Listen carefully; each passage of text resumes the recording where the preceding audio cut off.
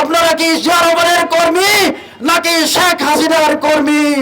আপনারা কি ফ্যাসিবাদের চরিত্র, ফ্যাসিবাদের আইন বাস্তবায়ন করতে চান নাকি জিয়ার আদর্শ লালন করতে চান? আপনারা অংশগ্রহণ করার জন্য বাংলাদেশ জামায়াতে ইসলামী কক্সবাজার শহর শাখার পক্ষ থেকে ধন্যবাদ জানাচ্ছি। আপনারা আজকের এই সভা সম্মানিত প্রধান অতিথি, সম্মানিত অতিথিবৃন্দ, আপনারা জানেন আল্লাহ বলছেন আবা ইয়াকফুর বিত্তাগুত ওয়া ইউমিনু বিল্লাহ ফাকাদ ইসতামসাকা বিল উরাতুল উসতা, যে তোমরা যারা আল্লাহর উপরে ঈমান আনে তারা হচ্ছে কি তারা শক্ত হাতল ধরে। এই জাতি যদি আগামী গণভোট না করে তাহলে শক্ত হাতল ধরবে না। তাদের যে বাংলাদেশ নামের যে জাহাজ, সে জাহাজ নোংরে বিড়বে না। সে জাহাজ সাগরে, বিভিন্ন সাগর উপসাগরে আপনার ঘুর পাক খেতে থাকবে। নির্বাচনের সেই বীরে তারা বিটতে পারবে না, নির্বাচনের কিনারে তারা বিটতে পারবে না।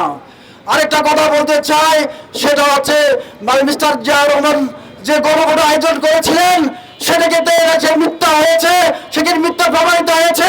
উনি কি মিথ্যা গণভোট করেছিলেন? হানাভোটকে এটা মিথ্যা গণভোট ছিল।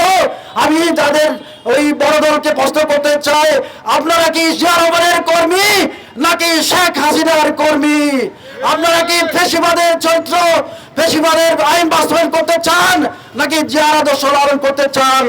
তাইলে বোঝা যাচ্ছে আপনারা কার সেই এজেন্ডা বাস্তবায়ন করতে চান সেটা জাতি বুঝে গেছে।